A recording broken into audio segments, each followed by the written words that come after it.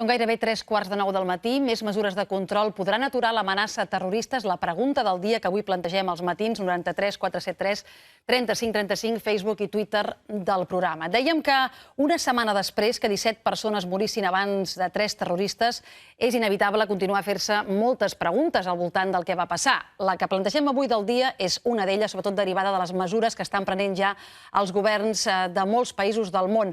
Però avui, aprofitant que podem parlar amb Samin Aïr, buen día, buenos días, Samin Aïr, que nos escucha, nos ve desde París. Buenos días, muchísimas gracias. Decíamos que son muchas las preguntas que se derivan de lo que pasó justo hoy hace una semana, pero hay una que sobrevuela todo, ¿no? Y es muy sencilla, y es el por qué, señor Nair. ¿Por qué? Una semana después, usted se continúa respondiendo lo mismo que se respondió bajo el impacto ese miércoles de hace una semana. Bueno, el por qué es una pregunta muy compleja, porque podemos ver, sabemos, digamos, cuáles son los efectos de este acto, pero el por qué es muy difícil de definir. Ayer mismo, el ministro de Asuntos Exteriores, antes de ayer, decía que había que buscar las causas de estos actos. Conocemos las causas inmediatas, actos perpetrados por unos criminales, unos gamberos, digamos, de las afueras, manipulados por los grupos terroristas y integristas militarizados en Yemen, pero también en Siria, gente que no tiene verdaderamente una visión muy estructurada del mundo y fácilmente, digamos, manipulable. Esos son los efectos, mucho más que las causas. Las causas son diferentes. Y no tenemos ahora una respuesta satisfactoria en todo. A mí me parece que hay fundamentalmente dos causas esenciales. La primera es, por supuesto, la existencia en Europa hoy de un grupo de gente radicalizados, marginalizados socialmente, excluidos y que no encuentran los medios para, digamos, integrarse en este mundo moderno, en esta sociedad europea, y tienen no solamente un problema social, sino también un problema cultural, un problema intelectual para entender su propia situación. Esa gente es evidentemente una gente fácilmente manipulable por los grupos terroristas. Y por otro lado, la realidad histórica en la que estamos es que no es por casualidad si los terroristas, si estos criminales han atacado dos objetivos diferentes. Primero han atacado a Charlie Hebdo, o sea, un periódico que criticaba la religión musulmana, tanto como criticaba también otras religiones, pero que criticaba los aspectos los más, digamos, los más diferentes, los más incomprensibles para el mundo occidental de esa religión islámica, y que criticaba el profeta que utilizaba los medios del pensamiento crítico occidentales frente a una religión que tradicionalmente se ha desarrollado en el mundo en el que no hay ese pensamiento crítico, por lo menos de esa manera. Y entonces ellos no lo entendían. Entonces el ataque ha sido un ataque en contra de un periódico que criticaba la religión. Podemos decir que en este caso en particular se trata de una agresión típicamente, digamos, basada en motivos religiosos. Si se toma el otro lado, o sea, el ataque en contra de este supermercado judío, ahí tenemos otro problema, el problema de la idea de que la comunidad judía en Europa, o en el mundo en general, pero en Europa en particular y en Francia en particular también, está vinculada fundamentalmente por ser judía al Estado de Israel y a la política del Estado de Israel en Oriente Medio. Y eso es también una correlación, digamos, establecida por una situación histórica, dada la situación que está existiendo hoy en Palestina y en Israel.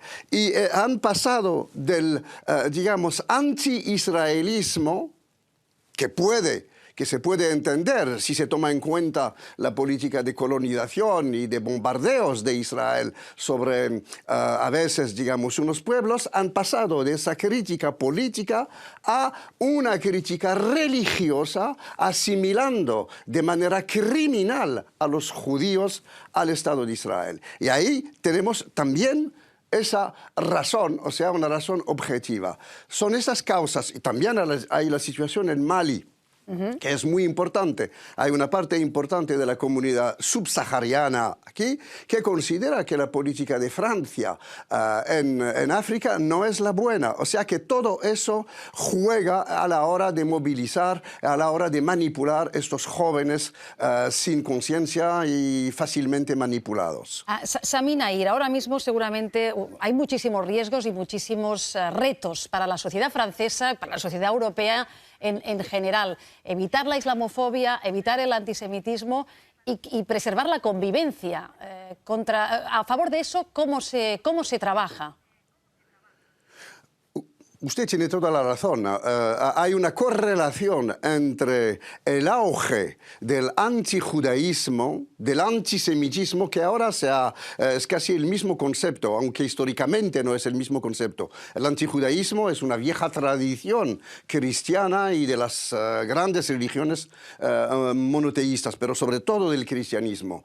El antisemitismo es una concepción nueva que se ha elaborado a finales del siglo XIX y que es mucho más laica. Hoy hay casi, digamos, una fusión entre estas dos nociones. Y, por otro lado, hay el auge de la islamofobia porque se interpreta muy fácilmente, y en este caso el papel de los medios de comunicaciones no es siempre inocente, tiene una responsabilidad en la confusión establecida entre la inmensa mayoría de la comunidad musulmana y de los musulmanes en Europa y del islamismo terrorista, del islamismo militarizado. Es como si uno dijera que, por ejemplo, el cristianismo es la Inquisición. Por supuesto que el cristianismo no es la Inquisición, sino que hay que asimilar los dos. Y estamos en esta situación. Ahora, ¿qué hacer? Las soluciones son muy bien conocidas. Primero, hay que hacer un enorme trabajo pedagógico de explicación de lo que está pasando. Segundo, hay que, y me parece muy importante, condenar y vigilar en los medios de comunicaciones la utilización siempre perversa de esa confusión, incluso en la manera de plantear los problemas. Y tercero, es muy importante, hay que crear las condiciones para la integración de los musulmanes, la integración no solamente social, pero para tranquilizar la sociedad europea frente a una concepción, frente a un Islam que se está secularizando poco a poco, que se está integrando poco a poco. En Francia tenemos más de 4 millones, 5 millones de musulmanes, la inmensa mayoría y todas las investigaciones que se han hecho demuestran que se trata de una laicización progresiva del Islam, o sea, del hecho que han entendido y saben perfectamente que no hay que aplicar todo el Islam en su sentido tradicional aquí, que hay que respetar a los derechos de las mujeres, que hay que separar a lo espiritual de lo temporal. Eso es la inmensa mayoría que lo comporta. Pero los medios de comunicaciones y los partidos políticos, a veces unos partidos políticos, utilizan, digamos, el Islam y esa parte de la población como chivo expiatorio. Y eso daña mucho a la identidad de los que se consideran como musulmán y que quieren ser respetados como musulmanes en una sociedad supuestamente democrática, tal y como se presenta hoy en día el mundo europeo, el mundo occidental en general. Señor Sami Nair, hace unos días en este mismo programa, Said El Kadawi, un escritor y un psicólogo catalán de origen marroquí, explicaba que el peligro de algunas segundas o terceras generaciones es que idealizan un país y una religión que no han conocido de primera mano. ¿Usted comparte este análisis? Yo no lo creo fundamentalmente. Yo entiendo este argumento, pero no lo creo, porque para idealizar hay que tener una conciencia clara de lo que es esta religión y para idealizar hay que considerar que estos países los países musulmanes existentes pueden servir como modelo, pero la realidad no. La realidad se ve que en todos estos países hay una situación de guerra interna, hay un enfrentamiento dentro de estos países entre musulmanes, digamos, ilustrados y grupos terroristas. Recuerdo aquí que lo que hemos vivido en Francia es una catástrofe histórica, por supuesto, es nuestro 11 de septiembre, pero hay que recordar también, y es muy importante, que Marruecos, Argelia, Túnez, Egipto, todos los países musulmanes sufren cada día de los actos de estos integristas. Y que en Argelia la guerra civil ha cobrado más de 150.000 muertos. La guerra civil, digamos, entre el Estado argelino y los islamistas militarizados. Con lo cual, yo diría que estos países no representan verdaderamente un modelo. La realidad es mucho más, digamos, mucho más compleja. Yo creo que se trata fundamentalmente de un problema de reacción de una parte muy minoritaria dentro de ese mundo, dentro de esas comunidades, muy minoritaria, movilizada a partir de las injusticias que existen en el mundo y en particular en la relación entre el mundo occidental y el mundo musulmán en Oriente Medio, y por otra parte de un problema de integración social. La integración social significa, al fin y al cabo, también la construcción de una identidad nueva, una identidad tranquila, una identidad de musulmán europeo tranquilo. O sea, es el objetivo que hay que buscar, y me parece que el trabajo pedagógico, tanto como a nivel internacional, la reacción, no se trata únicamente de venir a París, como lo han hecho los jefes de estados europeos y del mundo, venir a París, manifestar y después coger el avión y volver a su país y seguir como si nada hubiera ocurrido. Hay que solucionar los problemas que están planteando. Se ha destrozado Irak, se está destrozando Siria.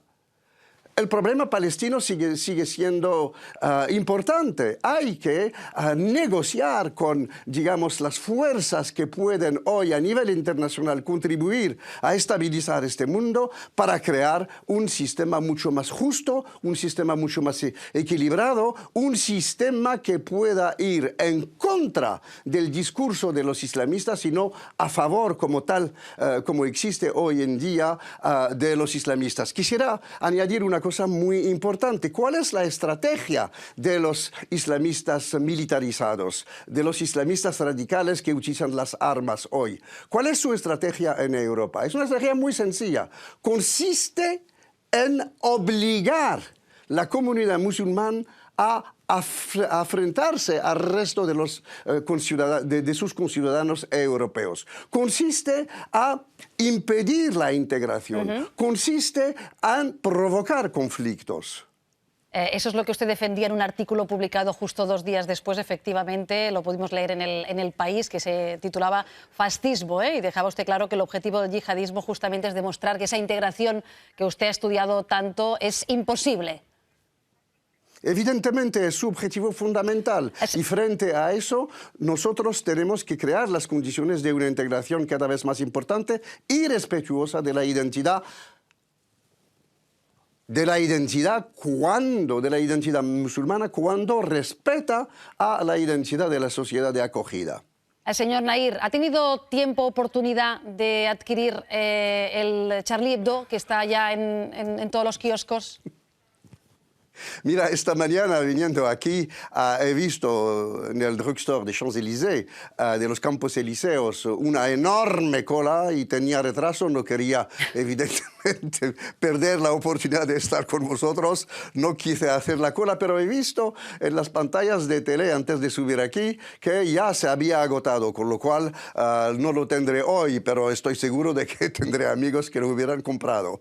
Charlie Hebdo sale con esa normalidad extraordinaria este miércoles, es el día de salida del semanario, pero sin duda es el número más difícil que habrán tenido que hacer, en fin, los supervivientes de la masacre. Charlie Hebdo sale, pero lo que pasó el miércoles pasado, ¿cree usted que a la larga puede hacer aumentar una cierta autocensura? No creo que pueda aumentar una cierta autocensura en Charlie Hebdo. Puede probablemente aumentar una cierta autocensura en otros medios, en otros periódicos, en la radio, en la tele, pero no va a durar muchísimo tiempo porque aquí hay un espíritu muy voltairiano en Francia, tanto en la izquierda como en la derecha, y la gente no puede dejar de criticar cuando tiene que criticar, y además hubo un sentimiento de solidaridad muy importante. No, yo me temo otra cosa. Me temo que pasado ese momento, digamos, de emoción entre Charlie Hebdo, el periódico, al haber perdido su cerebro, al haber perdido su grupo dirigente, los más brillantes, los más inteligentes, los más talentosos, probablemente van a tener dificultades para mantener el nivel del periódico y para mantener, digamos, incluso, no lo sé y no lo deseo, por supuesto, la existencia misma del periódico, que sería un segundo crimen probablemente tan grave como el primero. ¿Cree que puede ser polémica la edición de Charlie Hebdo de hoy? Ha habido una llamada a la calma de algunas autoridades musulmanas en París. Algún país, ya también Egipto, por ejemplo, ha manifestado su desacuerdo con esa portada. ¿Cree que es un día delicado hoy? Mira, el tema es que nunca encontraremos un acuerdo sobre lo que hay que hacer frente a la representación de símbolos religiosos. Incluso en el mundo cristiano, cuando hemos empezado en los años 70 a poner en cuestión la figura del Cristo, hubo varias y siguen siendo varias reacciones muy duras de la Iglesia y de una parte importante de la población en contra de estos actos blasfematorios. Eso es una característica general, porque el problema del sagrado no es fácil. No es, digamos, algo que se puede manejar fácilmente.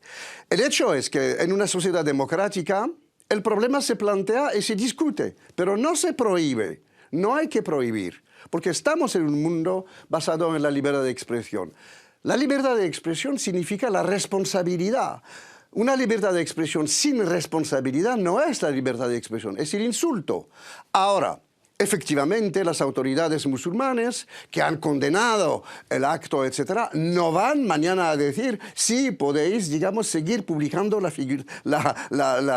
representación de Mahoma y de yo no sé quién, digamos, de manera crítica y ridícula. No lo pueden decir. Y están en su papel denunciando el hecho de que eso es un ataque en contra de las creencias profundas de esta religión. Pero estamos en un mundo democrático, podemos discutir y no vamos a parar porque ellos dicen estas cosas, y al mismo tiempo tenemos que entender que están defendiendo un sagrado y que así hay millones y millones de gente que pueden sentirse, digamos, atacada, que pueden sentirse, digamos, tocada en su sentimiento de lo sagrado. Todo eso es un problema complejo que hay que, digamos, manejar con mucho cuidado en el sistema democrático en el que estamos. Es un momento que va a durar, desgraciadamente, porque estamos en un momento de pérdida de las referencias, digamos, de paroxismo de identitario, y eso es inevitable. Pero el prohibir nunca es una buena solución. Sami Nair, muchísimas gracias por atendernos esta mañana desde París, en un día que tampoco será fácil, supongo, para todos los habitantes de esta ciudad. Gracias y buenos días, como siempre, un placer. Bon dia, gràcies. Bon dia. Sami Nair, des de París, el filòsof, el politòleg, el sociòleg.